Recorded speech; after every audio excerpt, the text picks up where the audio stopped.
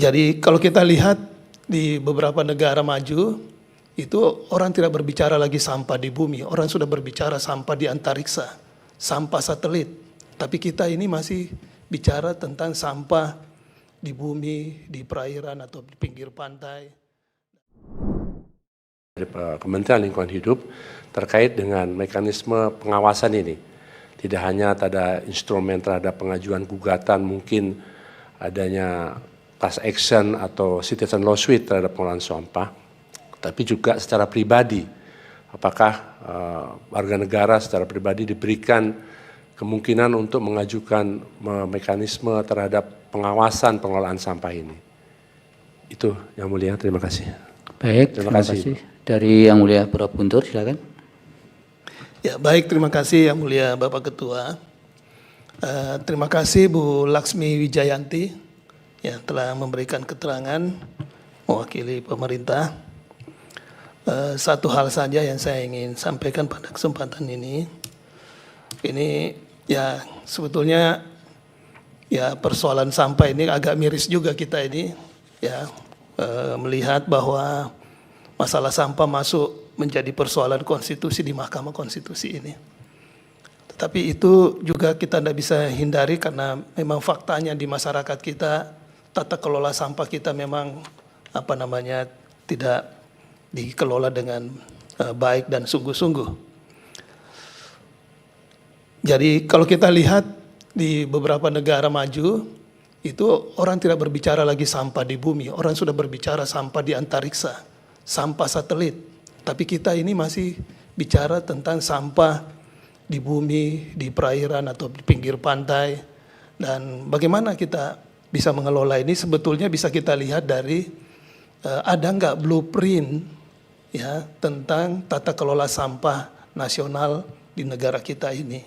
Jadi kalau misalnya itu ada blueprintnya, ya tentu ini karena dalam blueprint itu biasanya sudah ada timeline ya, bagaimana pada tahun kapan ini persoalan sampah di negara kita ini sudah bukan jadi masalah lagi dan bagaimana dan seterusnya. Di situ sekira sudah lengkap. Oleh karena itu kalau misalnya ini ada, tolong ini nanti dilampirkan ya menyangkut blueprint tata kelola sampah nasional kita ini, termasuk nanti bagaimana ya pemisahan atau pembagian tanggung jawab antara pemerintah pusat dan daerah. Nah, karena dalam bayangan saya ini Bu, karena Ibu juga sebagai deputi di bidang pengelolaan sampah ya. Jadi Ibu Laksmi sebagai deputi bidang pengelolaan sampah, nah ini harus memang benar-benar diselesaikan ya bagaimana tata kelolanya termasuk penggunaan teknologi hijau untuk mengelola sampah-sampah ini sehingga orang sudah berbicara bahwa ke depan itu sampah itu menjadi aset kalau dikelola dengan benar, dengan baik. Tetapi ya sampah menjadi meresahkan terus kalau ya tidak dikelola dengan serius. Oleh karena itu pentingnya ada blueprint dan kalau itu memang ada ini tolong kami diberikan. Mungkin itu aja dari saya Yang Mulia Pak Ketua, terima kasih. Baik, Prof. Penny, Yang Mulia silakan.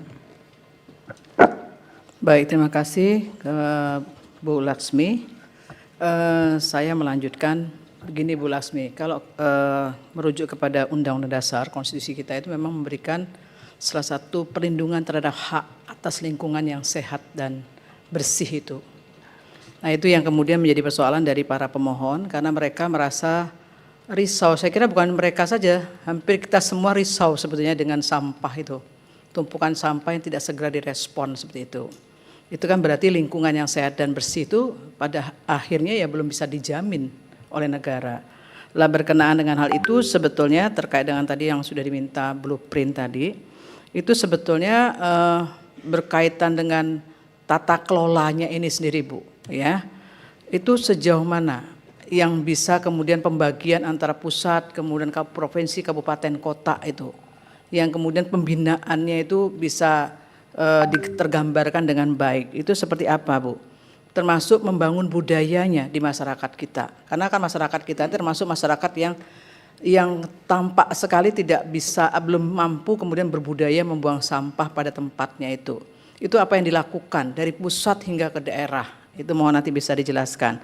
Mengapa pula kemudian sampai muncul ada kebijakan yang saya tidak tahu persis ini, ada insentif dari pemerintah pusat ketika setahu saya akan memberikan sekian M untuk daerah yang bersih begitu. Salah satunya adalah bersih dalam pengelolaan sampah. Itu sebetulnya hal-hal semacam itu kan mestinya sudah ada bangunan yang jelas yang tadi disebut dengan blueprint tadi.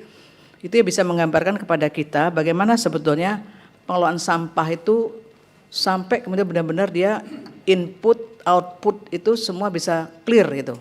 Itu gimana enaknya bangunannya itu seperti apa? Itu mohon bisa dijelaskan karena seingat saya beberapa waktu yang lalu saya pernah studi dengan tim termasuk dari pemerintah pusat itu terkait dengan salah satunya regulasi pengelolaan sampah. Itu ada teknologi namanya insenerasi ya, insenator itu. Yang itu saya lihat kalau di Jepang itu dia sudah di tengah pemukiman itu Bu. Dan itu baunya nggak ada gitu loh. Dan itu dilakukan oleh sekian banyak pejabat ketika studi itu. Lah itu gimana Bu? Ketika di-apply di lapangan itu seperti apa? Apa kendala-kendala yang terjadi? Ini mohon bisa diuraikan dengan terang benderang kepada kita semua. Karena ini merupakan persoalan kita bersama sebetulnya, soal sampah ini. Saya kira itu tambahan yang saya mohonkan tertulis dari pemerintah. Terima kasih. Baik.